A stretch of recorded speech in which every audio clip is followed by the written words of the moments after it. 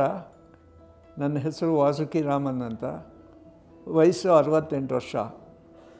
ನಾನು ಇಲ್ಲಿ ಸಡನ್ನಾಗಿ ಬಂದೆ. ಯಾಕೆಂದರೆ ಸ್ವಲ್ಪ ಹಾರ್ಟ್ ಟ್ರಬಲ್ ಅಂತ ಅಲ್ಲಿ ಡಯಾಗ್ನೈಸ್ ಮಾಡಿದ್ರು, ಡಾಕ್ಟರ್ ಹೇಳಿದರು. ಆ ಕಾರಣದಿಂದ ಇಲ್ಲಿ ಬಂದೆ. ನನ್ನ ಹೆಸರು ಮೀನಾಕ್ಷಿ ಅಂತಂದ್ಬಿಟ್ಟು. ನಮ್ಮ ಯಜಮಾನರಿಗೆ ಸ್ವಲ್ಪ ಉಸಿರಾಟದ ತೊಂದರೆ ಬಂತು. ಅದಕ್ಕೆ ಮುಂಚೆ ಅವ್ರಿಗೆ 3 ವರ್ಷದ ಮುಂಚೆ 2020ರಲ್ಲಿ ಕ್ಯಾನ್ಸರ್ ಆಪ್ರೇಷನ್ ಆಗಿತ್ತು. ಅದಾದಾಗ ಕ್ಯಾನ್ಸರ್ ಆಪ್ರೇಷನ್ ಮಾಡೋಕ್ಕೆ ಹೋದಾಗ ಟೆಸ್ಟ್ ಮಾಡಿಸಿದಾಗ ಅವರ ವ್ಯಾಲ್ವ್ನಲ್ಲಿ ಬ್ಲಾಕೇಜ್ ಇದೆ, 2 ಬ್ಲಾಕೇಜ್ ಇದೆ. ಆಮೇಲೆ ಇದನ್ನು ಇವಾಗ ಆಪ್ರೇಷನ್ನು ಎಲ್ಲ ಆದಮೇಲೆ ಸ್ವಲ್ಪ ತಿಂಗಳುಗಳ ನಂತರ ಅಥವಾ ವರ್ಷದ ನಂತರ ಆ ಬ್ಲಾಕೇಜನ್ನೆಲ್ಲ ರಿಮೂವ್ ಮಾಡಿಸ್ಬೇಕಾಗತ್ತೆ. He has to undergo surgery ಅಂತಂದ್ಬಿಟ್ಟು ಅಂತ ಹೇಳಿದ್ರು, ಡಾಕ್ಟ್ರು ಹೇಳಿದ್ರು. ಆದರೆ ಇವಾಗ ಆಪ್ರೇಷನ್ ನಡೀಲಿ ಅಂತ ಹೇಳಿದ್ರು. ಹಾಗಾಗಿ ಕ್ಯಾನ್ಸರ್ ಆಪ್ರೇಷನ್ನು 2020ರಲ್ಲಿ ಮಾಡಿಸಿದ್ವಿ.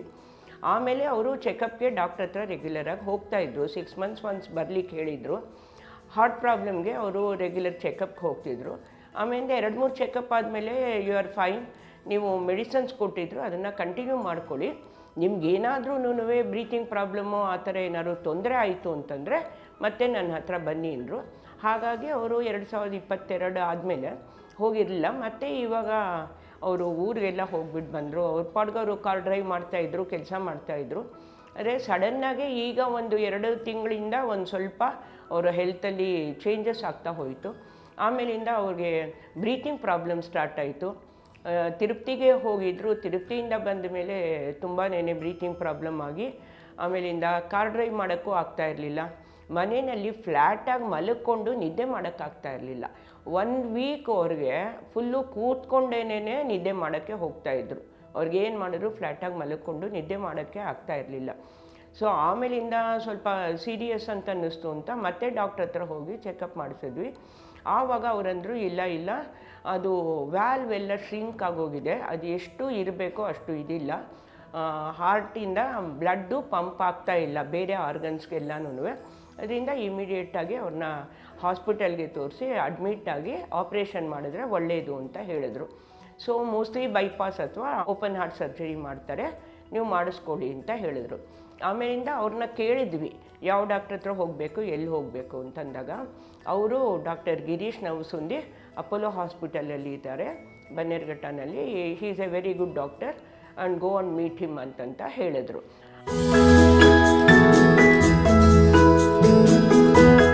ಸೊ ಬಂದ್ವಿ. He was not willing to get admitted on that day. ಅದು ಅಮಾವಾಸ್ಯೆ ಇತ್ತು ಅಂತ. ಆದ್ರೂ his condition was little severe. So ಅದಕ್ಕೆ ಏನು ಮಾಡಿದ್ರು, ಅವರು ಇಮಿಡಿಯೇಟಾಗಿ ಡಾಕ್ಟರ್ ವೆಂಕಟೇಶ್ ಅವರು ಅಟೆಂಡ್ ಮಾಡಿ ಅವ್ರನ್ನ ಎಮರ್ಜೆನ್ಸಿಗೆ ಅಡ್ಮಿಟ್ ಮಾಡಿಕೊಂಡು ಆಕ್ಸಿಜನ್ನು ಅದು ಕೊಟ್ಟು ಇಂಜೆಕ್ಷನ್ ಕೊಟ್ಟು ಟ್ರೀಟ್ಮೆಂಟ್ ಕೊಟ್ಟು ನೈಟು ಅವ್ರನ್ನ ವಾರ್ಡ್ಗೆ ಶಿಫ್ಟ್ ಮಾಡಿದ್ರು. ವಾರ್ಡಿಗೆ ಶಿಫ್ಟ್ ಆದಮೇಲೆ ನೆಕ್ಸ್ಟ್ ಡೇ ಡಾಕ್ಟರ್ ಗಿರೀಶ್ ನವಸುಂದಿ ಅವರು ಬಂದರು. ಎಲ್ಲ ಚೆಕ್ ಮಾಡಿದರು. ಚೆಕ್ ಮಾಡಿ ತ್ರಾವಿ ಮೆಥಡ್ ಅಂತ ಏನೋ ಹೇಳಿದರು. ನನಗೆ ಗೊತ್ತಿಲ್ಲ ಅದೇನು ತ್ರಾವಿ ಮೆಥಡ್ ಅಂತ, ನನಗೆ ಗೊತ್ತಿಲ್ಲ. ಅವನು ಕೇಳಿದಾಗ ಅವರು ವಿವರಣೆ ಕೊಟ್ಟರು. ಅದ್ರ ಪ್ರಕಾರ ಆಗಲಿ ಅಂತ ನಾವು ಹೇಳಿದ್ವಿ. ಸೊ ವಾರ್ಡ್ಗೆ ಹೋದ್ಮೇಲೆ ಆವಾಗಲೂ ಅವ್ರಿಗೆ ಫ್ಲ್ಯಾಟಾಗಿ ಮಲ್ಕೊಳ್ಳೋಕ್ಕಾಗ್ತಿರಲಿಲ್ಲ, ಸ್ವಲ್ಪ ವಾಕ್ ಮಾಡೋಕ್ಕಾಗ್ತಿರಲಿಲ್ಲ, ಬ್ರೀತಿಂಗ್ ಪ್ರಾಬ್ಲಮ್ ಇತ್ತು. ಸೊ ಲಂಗ್ಸಲ್ಲಿ ವಾಟರ್ ಇದೆ ಅಂತ ಅದನ್ನು ರಿಮೂವ್ ಮಾಡಿದ್ರು. ಆಮೇಲೆ ಪೊಟ್ಯಾಷಿಯಮು ಅದು ಜಾಸ್ತಿ ಇದೆ ಅಂತಂದ್ಬಿಟ್ಟು ಅದನ್ನು ನಾರ್ಮಲಿಗೆ ತಂದು ಎಲ್ಲ ಆದಮೇಲೆ ಎವ್ರಿ ಡೇ ಡಾಕ್ಟರ್ ನವಸುಂದಿ ಅವರು ಬಂದು ರೆಗ್ಯುಲರಾಗಿ ಚೆಕಪ್ ಮಾಡಿ ಅವರು ಹೇಗಿದ್ದಾರೆ ಏನು ಅಂತ ವಿಚಾರಿಸ್ತಾಯಿದ್ರು.